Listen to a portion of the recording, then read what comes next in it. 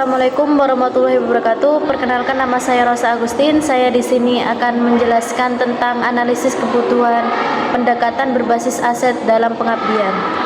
Yakni pengertian dan pembedaan utama antara analisis kebutuhan dan pendekatan berbasis aset dalam pengabdian kepada masyarakat.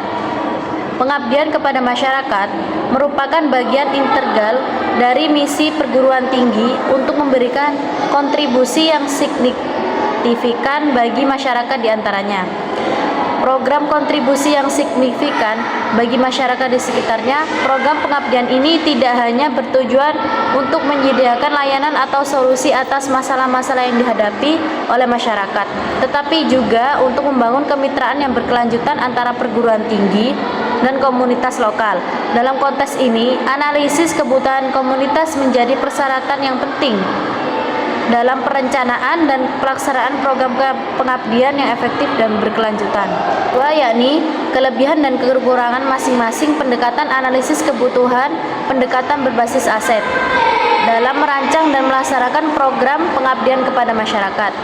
Dalam merancang dan pelaksanaan program pengabdian kepada masyarakat, analisis kebutuhan memiliki sejumlah kebijakan yang signifikan. Pendekatan ini memungkinkan identifikasi masalah dan kebutuhan real masyarakat secara sistematis dan mendalam. Dengan demikian, program yang dirancang menjadi lebih relevan dan tepat sasaran, serta dapat menghindari terjadinya fatalisme atau solusi yang tidak sesuai dengan realitas lapangan. Analisis kebutuhan juga membantu membangun kemitraan dan humoris pelaksanaan dan komunitas. Yakni penerapan pendekatan analisis kebutuhan, pendekatan berbasis aset, dan mempengaruhi keberhasilan, keberlanjutan, dan dampak program. Dalam konteks pengabdian kepada masyarakat, penerapan analisis kebutuhan dan pendekatan berbasis aset memiliki pengaruh dan signifikan terhadap keberhasilan, keberlanjutan, dan dampak program. Analisis kebutuhan menjadi langkah yang sangat baik untuk memastikan program pengabdian benar-benar relevan dengan masalah dan tantangan yang dihadapi masyarakat. Melalui proses ini, pelaksanaan program dapat memahami secara mendalam kebutuhan asli komunitas yang memprioritaskan intervensi yang paling mendesak serta merancang solusi yang tepat sasaran.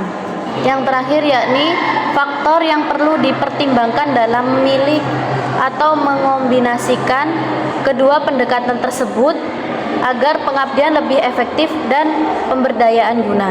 Dalam memilih atau mengombinasikan pendekatan analisis kebutuhan dan pendekatan berbasis aset, pemahaman yang mendalam terhadap konteks lokal menjadi faktor utama yang harus diperhatikan.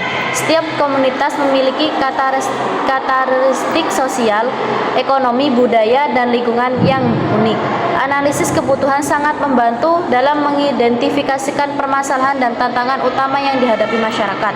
Sementara pendekatan berbasis aset menekankan pada potensi yang kuat yang telah ada. Kesimpulan dari penjelasan di atas adalah pengabdian kepada masyarakat merupakan kewajiban institusi, terutama perguruan tinggi, untuk memberikan kontribusi nyata dalam meningkatkan kesejahteraan komunitas sekitar. Analisis kebutuhan masyarakat dan pendekatan berbasis aset adalah langkah kurisal dan merencanakan dan melaksanakan program pengabdian kepada masyarakat.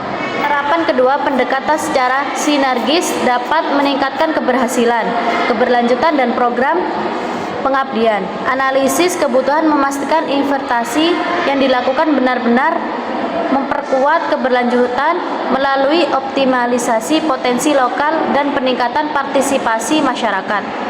Sekian penjelasan dari saya akhiri. Assalamualaikum warahmatullahi wabarakatuh.